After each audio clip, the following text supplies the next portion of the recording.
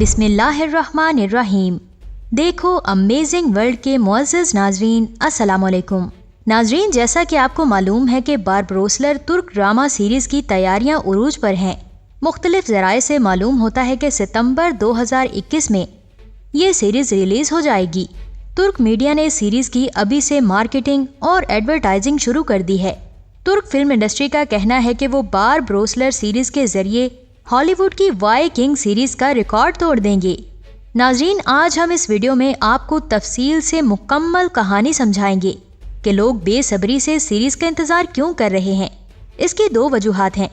پہلی وجہ یہ ہے کہ اس سیریز میں ڈرامہ سیریل ارطغرل غازی میں ارطغرل غازی کا کردار ادا کرنے والے اداکار انجن آلتان اوروج باربروس کا کردار ادا کر رہے ہیں۔ آپ کی طرح ہم بھی اس کردار کے فین ہیں۔ ان کی آواز سن کر جان میں جان سی آ گئی ہے۔ اور دوسری وجہ یہ ہے کہ یہ سیریز 4 بھائیوں کی کہانی پر بنائی جا رہی ہے۔ ان چاروں بھائیوں کی تاریخ بہت ہی زبردست ہے۔ آپ اندازہ لگائیں کہ جب انسان ان کی تاریخ پڑھتے مست ہو جاتا ہے تو ڈرامہ دیکھتے ہوئے ایک مسلمان کی کیا فیلنگز ہوں گی۔ ناظرین، اب بات کرتے ہیں کہ وہ 4 بھائی کون تھے اور ان کے ناموں کے ساتھ باربروس نسبت کا اضافہ کیوں ہوا۔ لیڈیز اینڈ جینٹلمین، ہم آپ کو اس ویڈیو میں تاریخ کی کتابوں سے نچوڑ کر ان بھائیوں کی مختصر تاریخ بتاتے ہیں۔ ان کی مختصر تاریخ یہ ہے کہ 15ویں صدی عیسوی میں یونان کے ایک جزیرے میں یعقوب کے نام کا ایک مسلمان ترک رہتا تھا۔ اس کے 4 بیٹے تھے، اوروج، خضر، الیاس اور اسحاق۔ ان میں سے اوروج سب سے بڑا تھا۔ ان چاروں بھائیوں کا ذریعہ معاش تجارتی جہازوں کو ایک جگہ سے دوسری جگہ باحفاظت پہنچانا ہوتا تھا۔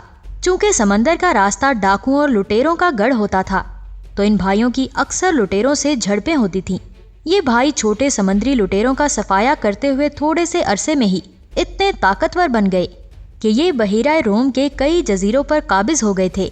ان بھائیوں کی ایک عادت تھی کہ یہ صورتحال کے مطابق اپنے جہازوں پر اس ریاست کا جھنڈا لہراتے تھے جو یونان کے جزیروں پر سب سے طاقتور ہوتی تھی۔ ایک دن یونان کے ایک جزیرے رہوڈس کی فوج نے ان چاروں بھائیوں کے سمندری قافلے پر حملہ کر دیا۔ اس حملے میں خضر اور اسماعیل بھاگ گئے جبکہ اسحاق قتل ہوا اور اوروج گرفتار ہو گیا۔ اوروج تھوڑے سے عرصے میں رہوڈس کی فوج کی قید سے بھاگ کر مصر پہنچ گیا تھا۔ اس وقت مصر پر مملوک سلطنت تھی۔ یہاں کے باشندے بھی نسلاً ترک ہی تھے۔ اوروج اپنی شہرت کے بلبوتے پر مملوک سلطنت کے سلطان محمد غوری سے ایک بڑا بحری جہاز حاصل کرنے میں کامیاب ہو گیا۔ اس نے دوبارہ اپنے بھائیوں اسماعیل اور خضر کے ساتھ مل کر اپنے نئے بحری جہاز کے ذریعے بحیرہ روم کے ان جزائر پر حملے شروع کر دیے جہاں عیسائی ریاستیں قائم تھیں۔ یہ بھائی بڑی کامیابی کے ساتھ چھوٹی چھوٹی عیسائی ریاستوں کو فتح کرنے میں کامیاب ہوتے رہے۔ ناظرین، ان تینوں بھائیوں کو شہرت 1504 سے 1510 میں اس وقت ملی تھی جب انہوں نے سقوط غرناطہ کے بعد مسلمان مہاجرین کو ہسپانیہ سے شمالی افریقہ باحفاظت پہنچایا تھا۔ دوستوں، امید ہے آپ سقوط غرناطہ کی تاریخ سے واقف ہوں گے کیونکہ سقوط غرناطہ تاریخ اسلام میں مسلمانوں پر ہونے والے مظالم کی وجہ سے بہت مشہور ہے۔ سقوط غرناطہ کے بعد یہ تینوں بھائی 6 سال یعنی 1504 سے 1510 تک مسلمان مہاجرین کو ہسپانیہ سے شمالی افریقہ منتقل کرتے رہے۔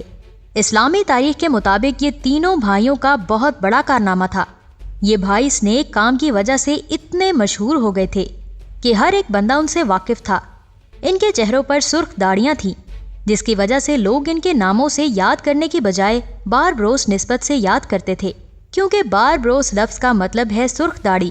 سرخ داڑھی کی نسبت کی وجہ سے یہ تینوں بھائی بابا اوروج باربروسا، اسحاق باربروسا اور خضر باربروسا کے نام کے ساتھ مشہور ہو گئے۔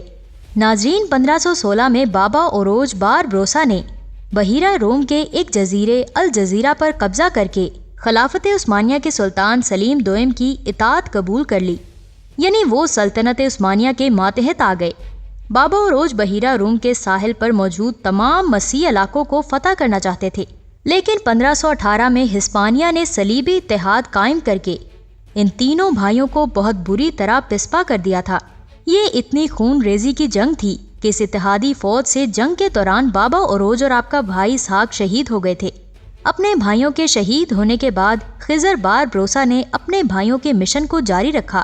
خضر باربروسا اکیلا ہونے کے باوجود بھی اپنی چھوٹی سی فوج کے ساتھ عیسائی حکومتوں کے خلاف ایسا جہاد کرتے رہے کہ آپ نے 1518 سے 1530 تک یعنی 12 سال کے عرصے میں عیسائی ریاستوں کی اینٹ سے اینٹ بجا کے رکھ دی تھی۔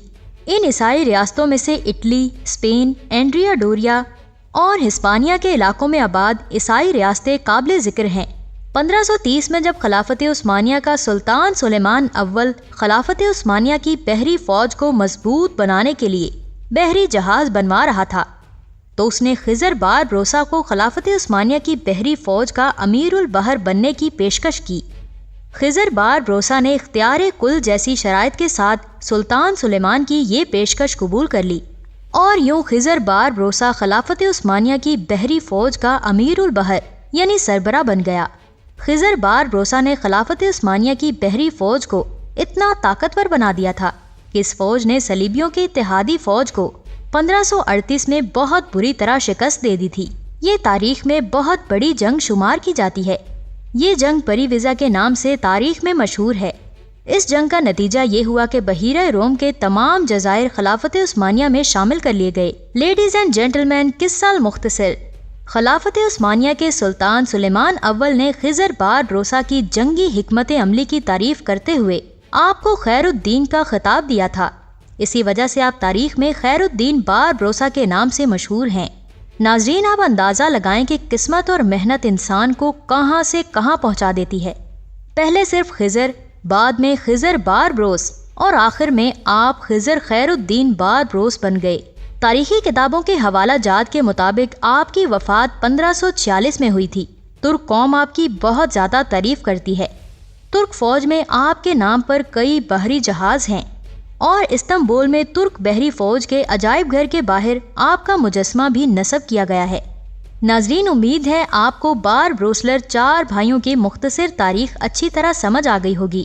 آخر میں ہماری معمول کے مطابق آج بھی آپ سے وہی بات ہے کہ اگر آپ چاہتے ہیں، یعنی اگر آپ چاہتے ہیں، اگر آپ نہیں چاہتے تو کوئی بات نہیں، لیکن اگر آپ چاہتے ہیں کہ ایسی معلومات سے بھرپور ویڈیوز دوبارہ بھی آپ کو دیکھنے کو ملتی رہیں تو نیچے نظر آنے والے سبسکرائب کے ریڈ بٹن کو زور سے دبا کر ساتھ نظر آنے والی گھنٹی کے کان ضرور کھڑے کر دیا کریں۔